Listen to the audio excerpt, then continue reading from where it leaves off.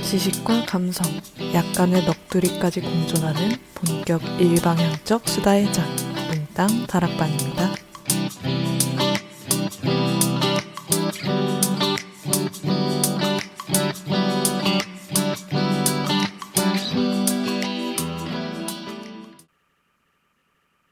안녕하세요.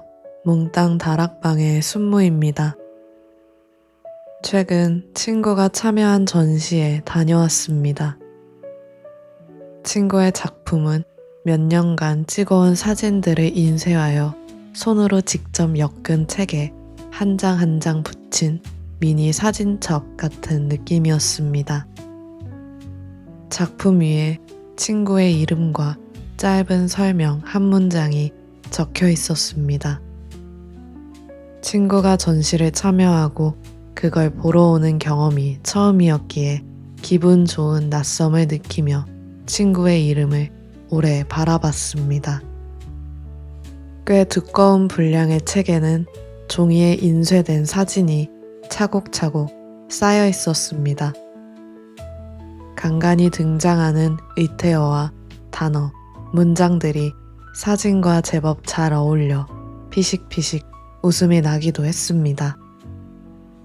책의 거의 마지막 장에는 몇 년 전의 제 모습, 상반신만 드러나 있는 사진이 붙어 있었습니다.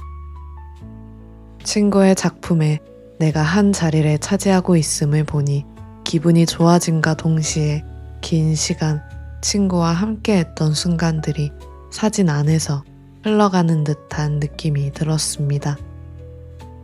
작품의 맨 앞에는 친구의 글이 적혀 있었습니다. 언젠가 제게 해주었던 얘기였습니다. 지난했던 시간을 넘어 위태로이 흔들렸던 순간을 넘어 그 모든 걸 이제는 추억으로 바라볼 수 있게 되었음을 알려주는 작품이었습니다. 친구의 마음이 가득 담긴 책은 아늑하고 작은 공간과 흘러나오는 음악, 눈에 담기는 사진과 글 등 저를 둘러싼 모든 것들을 특별하게 만들었습니다. 왜인지 울고 싶어져서 눈물을 쓱쓱 훔쳤습니다. 쌓아온 친구와의 시간이 무엇보다 소중해진 순간이었습니다. 이렇게 내 마음을 온전히 쓸 수 있는 사람이 있다는 사실은 자주 제 마음을 풍족하게 만들어줍니다. 기쁨뿐만이 아니라 슬픔도 함께 나누어주고 싶은, 서로에게 약한 모습을 거리낌 없이 드러낼 수 있는 관계를 오래 유지하고 싶어집니다. 여러분들에게도 이런 관계를 맺고 있는 사람이 있으신가요?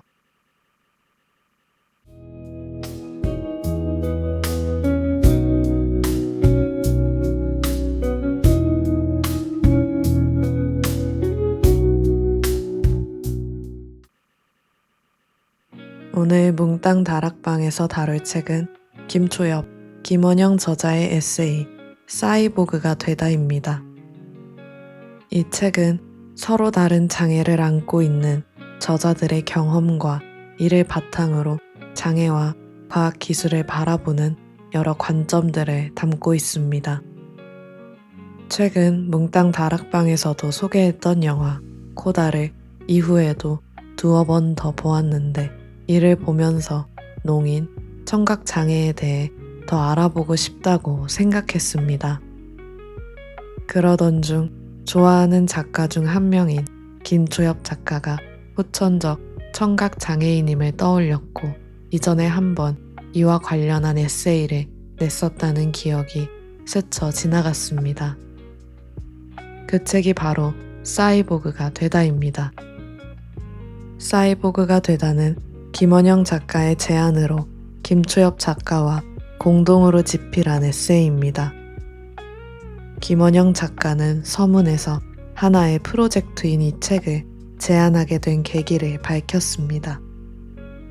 그는 김초엽 작가가 SF 소설가로 데뷔하기 전부터 SNS를 통해 알고 있었다고 말했습니다. 대학원에서 연구자로 김초엽 작가가 참석했을 때 주최 측은 청각 장애를 극복하고 이 자리에 섰다는 식의 소개 멘트를 했고 작가는 이를 비판적으로 다룬 글을 썼습니다. 이후 김초엽이 소설가로 데뷔하고 발표한 여러 작품을 읽으며 자신이 만약 장애와 과학기술에 관한 담론의 당사자로서 목소리를 낸다면 김초엽 작가가 가장 훌륭한 파트너일 것이라 생각했다고 합니다. 책은 크게 3부로 나뉘어져 있으며 총 10장의 목록을 갖추고 있습니다. 김초엽과 김원영 작가가 번갈아가며 각 주제와 관련된 이야기를 풀어나갑니다. 오늘 뭉땅 다락방에서는 저자가 쓴 글들 중 2챕터 정도를 간단하게 요약하고 공유하고 싶은 문단, 저의 감상평을 나눠보겠습니다. 먼저 소개할 내용은 1부 우리는 사이보그인가의 1장, 김초엽 작가가 쓴 사이보그가 되다입니다. 23번째 생일을 맞이하던 날, 자신의 첫 번째 SF 소설이 한 과학 웹진에 실리게 됩니다. 소설은 한 사이보그 남자가 나오는 이야기였습니다. 저자는 지금 생각하면 이 소설에는 많은 결함이 있다고 말합니다. 자신의 인간성에 대해 고민하는 사이보그, 로봇의 영혼이라는 소재가 무척 진부했기에 지금은 이 소설을 읽고 싶은 흑역사의 일종으로 취급했습니다. 그런데 최근에는 이 글에 대해 조금 다른 생각이 들었다고 합니다. 왜 자신의 첫 소설이 하필 사이보그에 관한 이야기였는지, 소설의 주인공을 개입할 여지가 없는 영미권 계열의 이름을 가진 중년 기혼 남성으로 설정했는지 돌이켜 생각해 봤습니다. SF 소설에는 자주 태생부터 인간 바깥으로 밀려난 존재들에 관한 이야기를 해왔습니다. 가령 SF의 시초로 여겨지는 메리 셸리의 프랑켄슈타인에서부터 키메라, 안드로이드, 좀비, 복제인간, 외계인 등이 있습니다. 이들은 인간을 위협하는 존재 혹은 연민을 자아내는 존재로 등장합니다. 대부분의 사람들은 이러한 캐릭터들과 자신을 동일시하지 않습니다.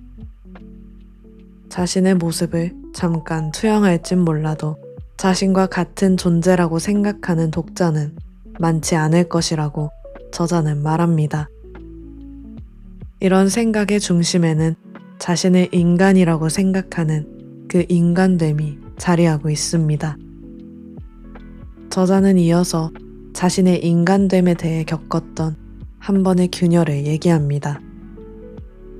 대학생 때 들은 포스트 휴머니즘 수업에서 교수님은 포스트 휴먼의 예시를 보여주었습니다. 인공기와 제3의 팔을 단 행위예술가, 절단된 다리에 인공 보철물을 장착하고 트랙을 달리는 장애인들이었습니다. 교수님은 기술 문명과 인간이 밀접하게 결합한 이 시대에 인간은 앞으로 어떻게 변해갈 것인지를 생각해 보자고 말한 뒤 이미 우리 모두는 일종의 포스트 휴먼이라는 이야기로 수업을 마무리했습니다. 그러나 저자는 이 수업을 듣던 학생 중에서 자신을 포함하여 스스로를 포스트 휴먼이라고 생각하는 사람이 있는지 의문이 들었습니다. 그때 양 귀에 착용하고 있던 보청기의 존재감을 느꼈습니다. 신체 어디와도 이어져 있지는 않지만 늘 내 몸과 함께하고 있는 이 기계를 나와 완전히 분리할 수 있는가 라는 생각을 했습니다. 이 일을 계기로 자신이 사이보그에 가까운 존재일 수도 있다는 생각을 하기까지 오랜 시간이 걸렸다고 말했습니다. 사이보그는 사이버네틱과 유기체라는 뜻의 영단어 오르가니즘의 합성어입니다. 즉, 기술에 의해 개조된 새로운 형태의 인간으로 장기 이식과 약물 주입, 기계와의 결합 등을 통해 극한의 우주 환경에서도 생존할 수 있는 증강된 인간을 의미합니다. 이처럼 사이보그라는 개념은 당장 실현 가능한 기술이라기보단 먼 미래에 언젠가 개발되어야 할 기술에 대한 추상적인 아이디어에서 시작했습니다. 그러나 점차 여러 문화와 예술, 학문 영역으로 퍼져나가 구체적인 형상을 갖기 시작했습니다. 현대 대중문화에서 사이보그는 첨단 기술의 최전선으로 여겨집니다. 윈터 솔저와 같은 영화 캐릭터들은 대부분 기계로 몸을 대체하고 초인간적인 존재로 등장합니다. 이미 현실화된 사이보그 기술들은 대부분 손상을 보완할 목적으로 쓰이는 기술입니다. 그리고 그 기술은 장애인들에게 주로 사용됩니다. 가령 인공 심장이나 인공 와우를 이식한 사람들이 있습니다. 하지만 장애인 당사자들이 스스로를 사이보그로 여기거나 그에 비유하는 일은 드문 것으로 보입니다. 많은 장애인들은 삶 속에서 기계와 밀접한 연결을 경험하지만 사이보그의 대중적인 이미지는 장애인의 삶을 설명하지 못합니다. 실제로 삶에서 기계와 연결되는 일은 매끄러운 경험이 아니기 때문입니다. 저자 또한 보청기를 사용하기 시작하면서 얻게 되는 제약들을 설명하며 기계와 신체의 결합을 자신의 경험에 녹여 얘기합니다. 그러면서 향상하는 기술이 아닌 전환하는 기술의 필요성을 언급합니다. 저자는 대학원을 졸업할 무렵 문자 통역이라는 기술의 존재를 처음 알았다고 합니다. 신입생 때는 도움이 필요하면 언제든지 말하라고 해주신 교직원 분들이 있었지만 어떤 도움이 필요한지 몰라 요청을 할 수가 없었습니다. 이후 문자 통역을 통해 여러 프로그램에 참여하며 해당 기술의 유용함을 체감해 나갔습니다. 잘 듣기 위한 방법이 아닌 문자 통역처럼 다른 방식으로 정보를 받아들일 수 있다는 생각의 전환이 천천히 이루어진 것입니다. 해당 경험으로 저자는 자신에게 가장 필요한 것이 무엇인지 알게 되었습니다. 더 잘 들어야 하는 게 아니라 말소리를 작가가 이해할 수 있는 정보로 전환해주는 과정이 필요했습니다. 먼 미래에 도달할지도 모를 완벽한 보청기, 청력 치료제에 대한 약속이 아니라 새로운 방식의 의사소통과 그런 소통 환경을 가능하게 하는 기술이 자신의 삶을 실제로 개선하게 함을 몸소 느꼈습니다. 그리고 이는 비단 청각 장애에만 해당되는 일이 아니라는 생각을 하게 됩니다. 지하철역에 엘리베이터를 설치하기 어려운 이유는 엄청난 기술이 필요해서가 아니라 처음부터 그곳이 장애인의 출입을 고려하지 않고 설계되었기 때문입니다. 시각 장애인을 위한 점자 보도블록을 제대로 정비하고 키오스크에 음성 안내를 포함하는 것은 미래적인 기술이 필요한 일이 아닙니다. 이처럼 장애를 치료할 과학기술과 의학의 위대한 발전에 기대하는 것이 아닌 멀리 가지 않고 장애인들의 삶을 실질적으로 개선할 수 있는 선택지들이 있음에도 오늘날은 해당 선택지에 접근하는 것이 어려운 상태라고 설명합니다. 먼 미래가 아닌 지금 이곳에서 장애를 가진 이들이 더 잘 살아갈 가능성에 집중해야 함을 밝히며 해당 장을 마무리합니다. 1장 사이보그가 되다를 읽으며 신체와 기계의 결합이 생각하는 만큼 단순하고 매끄럽지 않음을 알았습니다. 오늘날은 인공팔, 다리 등을 사용하고 있는 사람들을 미디어에서 드물지 않게 발견할 수 있습니다. 이를 보며 세상이 좋아지고 있다는 막연한 생각을 가지고 있었는데 실제로 기계와 몸이 연결되는 일은 보여지는 것과 달리 불편하고 여러 제약이 생기는 일이었습니다. 특히 김초엽 작가가 직접 얘기한 보청기와 관련된 경험들을 읽으며 그 작아 보이는 기계와 함께하는 삶은 생각했던 것보다 더 많은 제약이 있음을 알 수 있었습니다. 해당 장에서 가장 공감이 갔던 부분은 장애인들의 삶을 개선하는 일을 현실에 맞닿아 생각해보자는 주장이었습니다. 저 또한 책을 읽기 전까지 영화에서나 나올 법한 기계 신체를 가지게 되는 것, 혹은 만능 치료제와 같은 신약이 개발되어 장애가 사라지게 되는 일을 더 익숙하게 생각해 왔습니다. 저자가 말하는 것처럼 장애인의 삶을 개선하는 일은 생각하는 것보다 훨씬 간단할 수 있음을 알게 되니 부끄러운 감정이 들기도 했습니다. 내가 경험하지 못하는 영역도 놓치지 않고 넓은 폭으로 고려하고 싶다고 생각했습니다. 해당 장의 마무리에서 김초엽 작가는 이렇게 말합니다. 살아가는 동안 누구나 어떤 시기에는 정상성의 범주에서 밀려난 존재가 된다. 단지 그것을 상상하지 않으려 애쓸 뿐이다. 그래서 나는 장애인 사이보그를 이야기하는 것이나 기술과 취약함, 기술과 의존, 기술과 소외를 살피는 것이 결국 모든 이들의 문제이기도 하다고 말하고 싶다. 독립적이고 유능한 이상적 인간과 달리 현실의 우리는 누구도 취약함에서 자유롭지 않기 때문이다. 제가 이 장에서 가장 좋아하는 문단입니다. 특히 누구나 어떤 시기에는 정상성의 범주에서 벗어나게 된다는 말에 크게 공감했습니다. 정상성을 어떻게 정해야 하느냐에 따라 주류와 비주류가 시시각각 변하고 주류에게 초점이 맞추어진 기술, 기계, 문화 등이 발전할 것입니다. 정상성의 적절한 용도를 끊임없이 고민하고 그 범주 바깥에 있는 이들을 놓치지 않는 일의 필요성을 절실하게 느꼈습니다. 저자의 말처럼 현실의 우리는 누구도 취약함에서 자유롭지 않기에 각자가 가지고 있는 약함을 존중하고 그 누구도 소외당하지 않는 사회가 가까워졌으면 하는 바람입니다.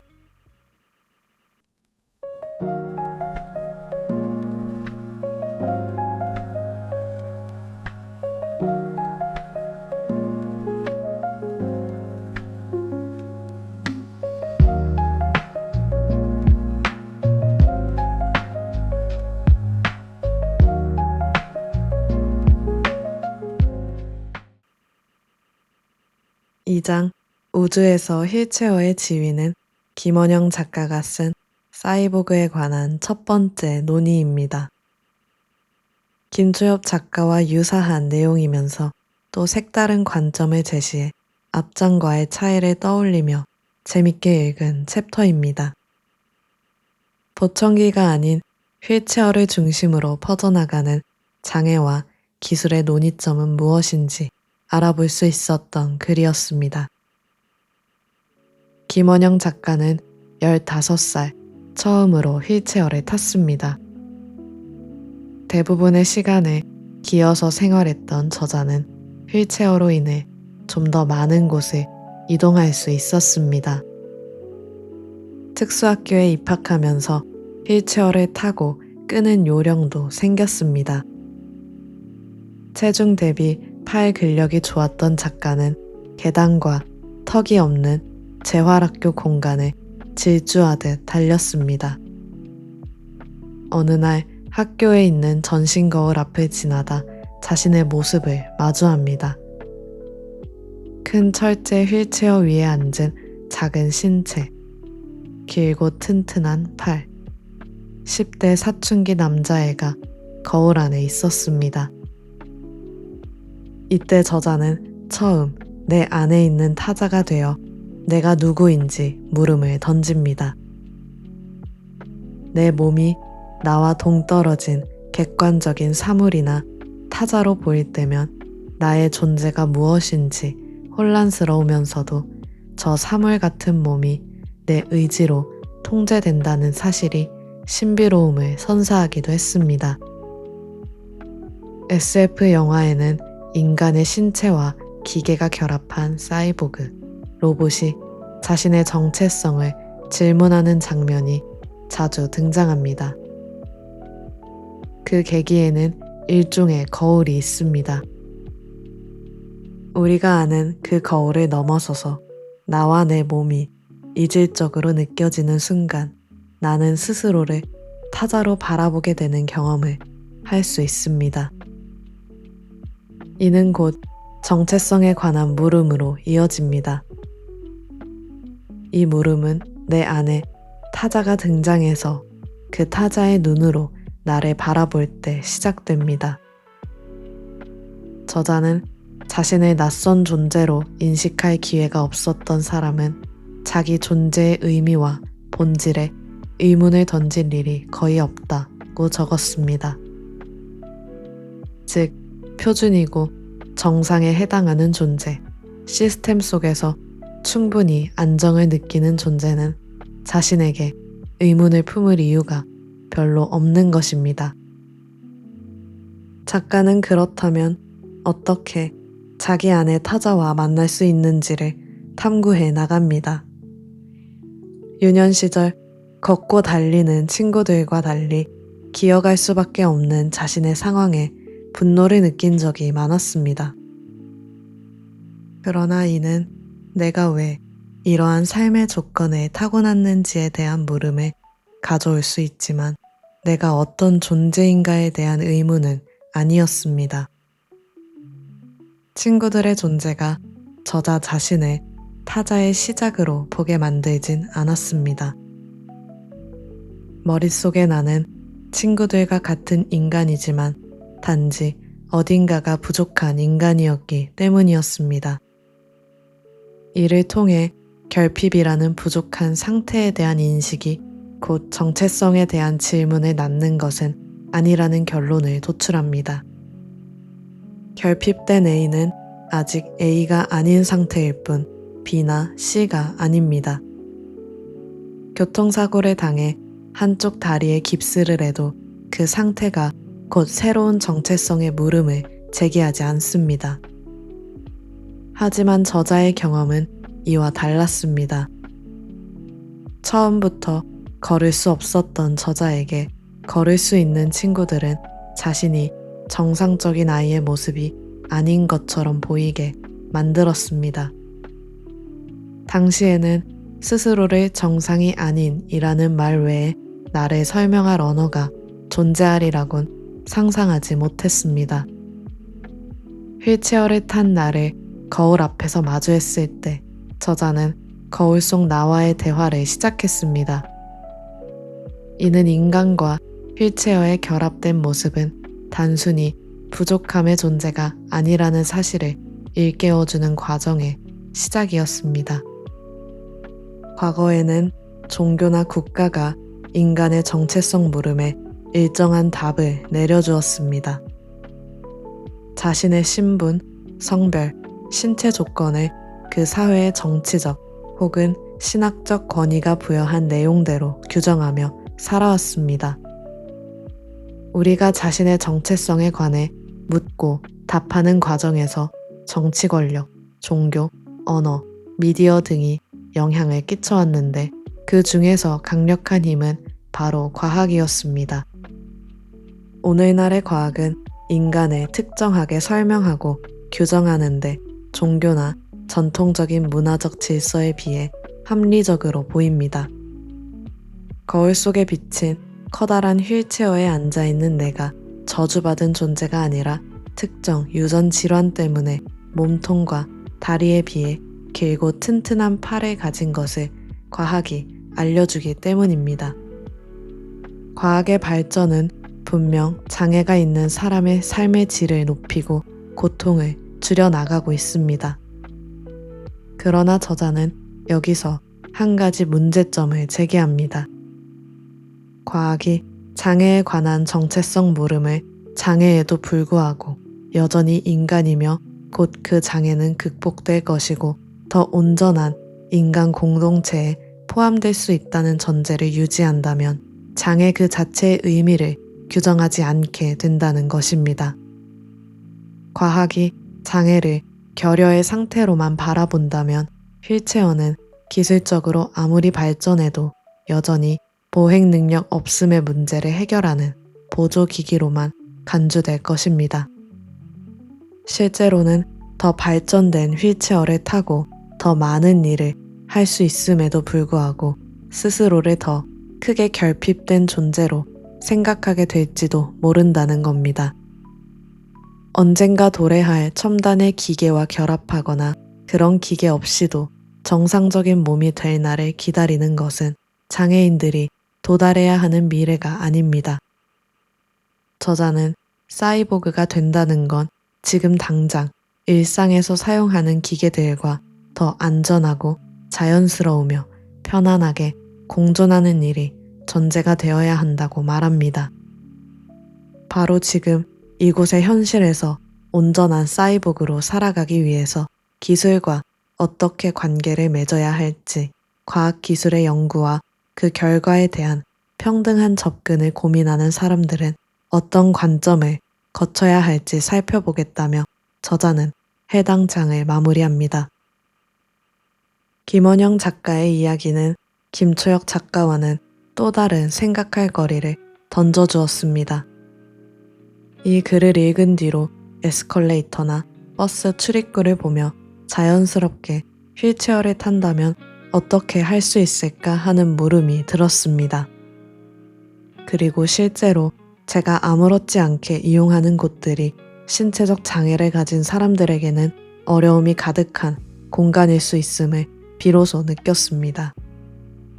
예로 김원영 작가는 자동차를 타기 위한 일련의 과정들을 풀어놓았는데 비장애인은 문을 열고 앉는 데까지 5초에서 10초 남짓 걸린다면 휠체어를 타는 사람들은 차를 이용하기 전부터 계획을 세워놓아야 했습니다.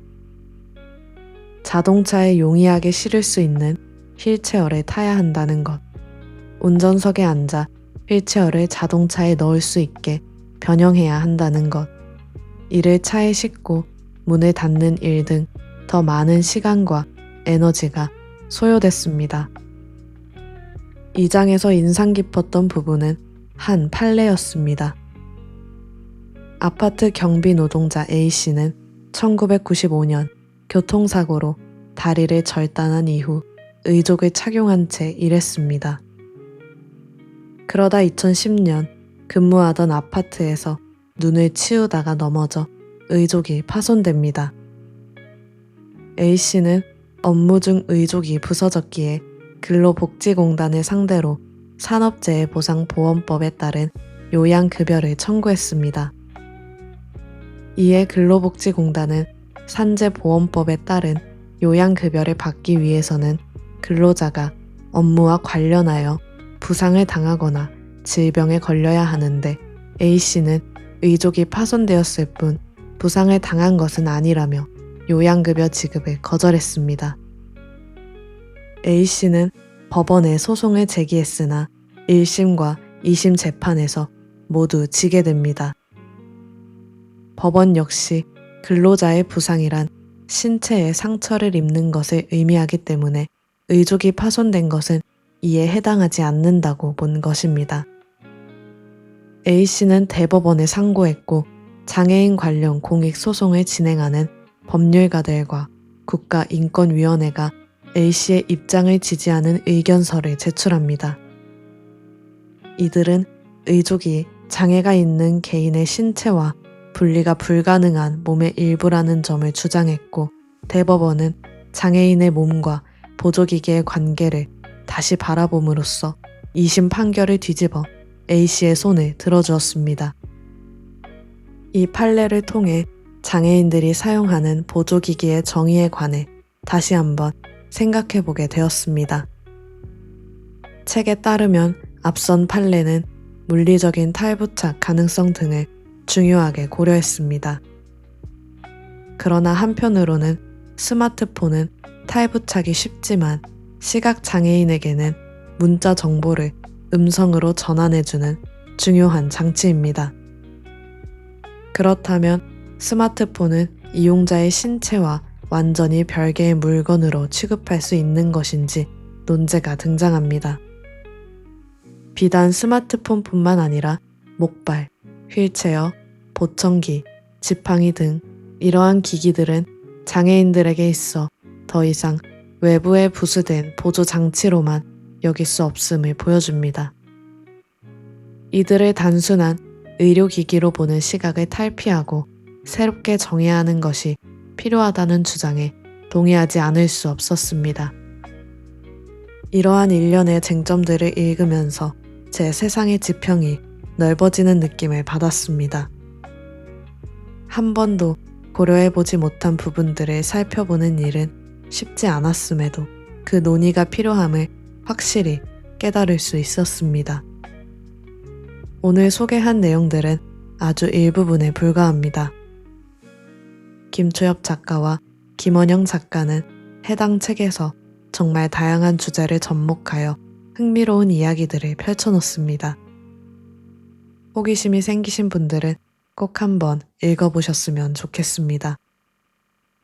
당사자성이 충족된 글은 매번 새로운 시각과 관점을 선사해줌을 다시 한번 깨닫게 된 독서였습니다.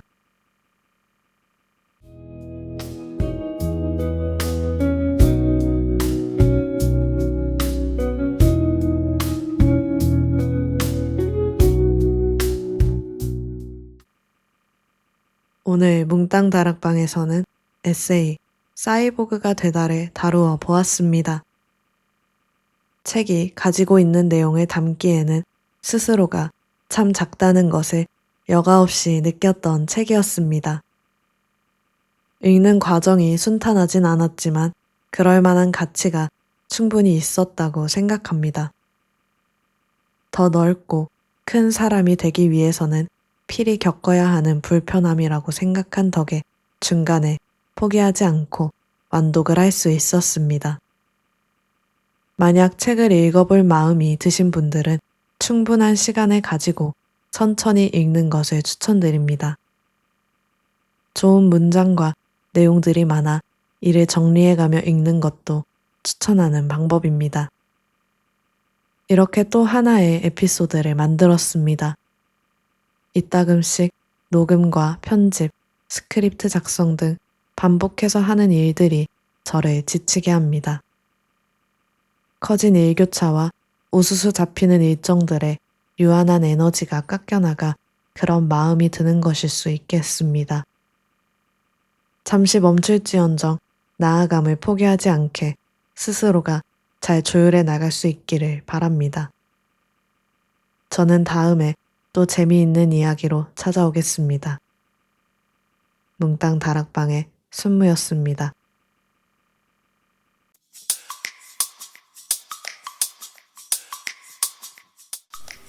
지식과 감성, 약간의 넋두리까지 공존하는 본격 일방향적 수다의 장, 뭉땅 다락방입니다.